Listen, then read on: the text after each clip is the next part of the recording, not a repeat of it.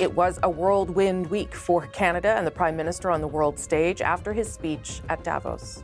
Mark Carney's speech about a fractured world order continues to reverberate around the globe. Since Carney spoke in Davos on Tuesday, his address has been grabbing headlines from the US, the UK, Germany, and beyond. And it's won praise from a number of Canada's allies, including all the way across the Pacific in Australia.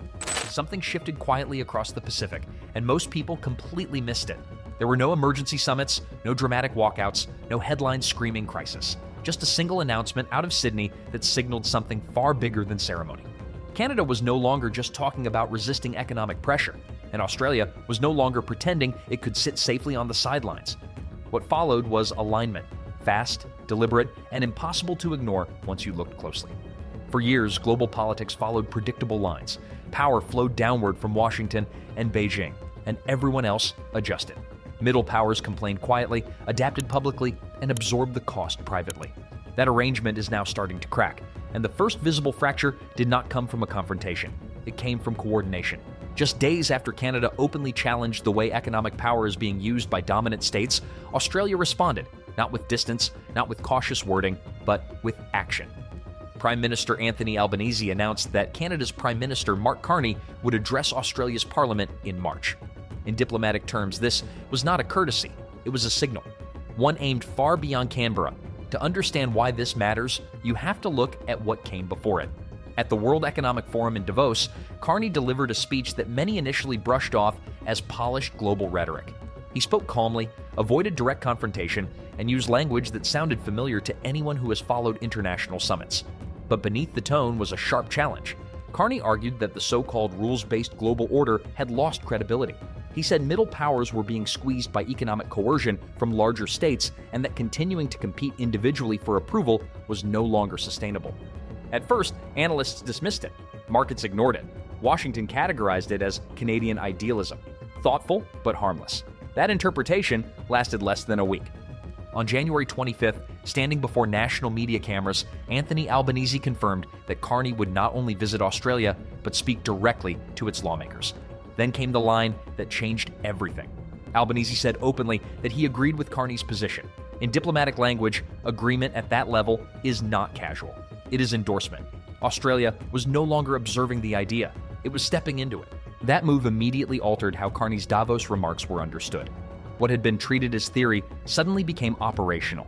Australia's response demonstrated that Canada's proposal was not isolated thinking. It reflected a shared assessment among governments dealing with the same pressures from different directions. Those pressures intensified in the days between Davos and the Sydney announcement. Tariff threats from the United States resurfaced, not only toward rivals, but toward long-standing partners. Economic integration, once sold as mutual protection, revealed how easily it could be weaponized. Trade dependence turned into leverage almost overnight. Carney's message resonated because it described a reality leaders were already experiencing. Australia understood this intimately. Despite its close alliance with Washington, Canberra has repeatedly faced economic shocks driven by geopolitical shifts it did not control. Trade reliance on a narrow group of partners left it exposed to sudden disruptions. When priorities changed in Washington or tensions escalated with Beijing, Australia paid the price. Albanese recognized that Carney's argument spoke directly to this vulnerability. At Davos, Carney reframed Canada's role in the global system. He rejected the assumption that prosperity depended on remaining a junior partner within a great power hierarchy.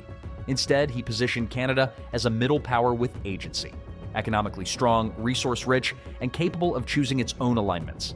That framing challenged long-standing expectations, particularly in Washington. The reaction was immediate.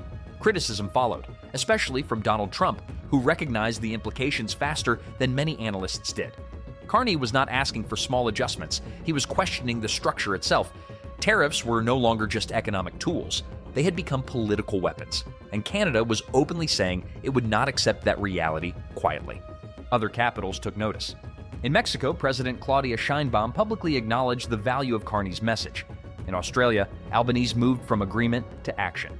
The appeal was not ideological. It was practical. Middle powers were dealing with the same problem: economic exposure without sufficient leverage.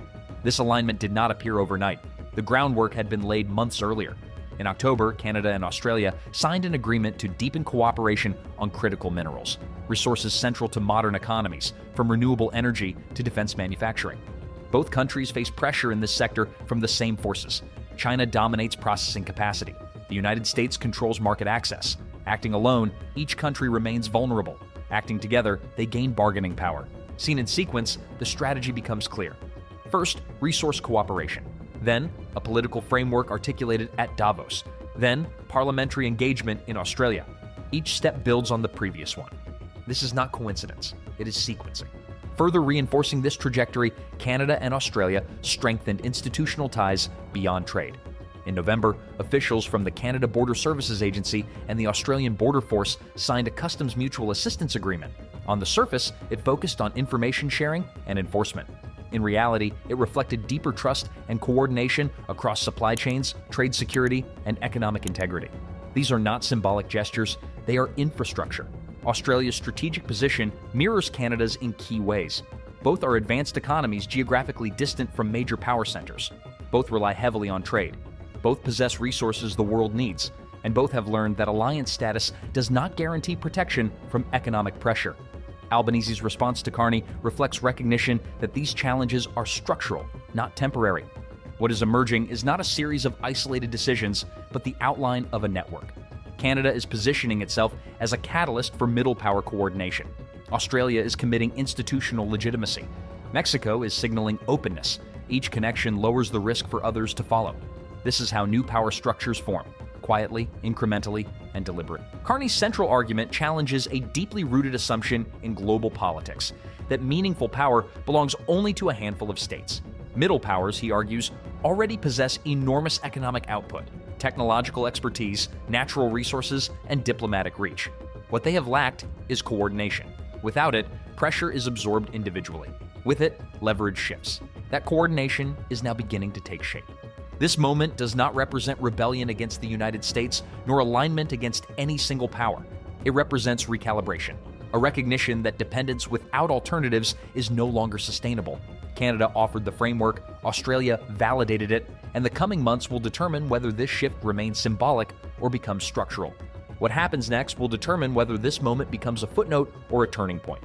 Coordination sounds compelling in theory, but power only shifts when ideas harden into structure. That is the stage Canada and Australia are now approaching. The parliamentary address in March is not about speeches or symbolism, it is about signaling permanence. Once discussions move into legislative spaces, they stop being exploratory and start becoming policy. The key test is expansion. A framework built by only two countries is fragile. A network built by many becomes durable.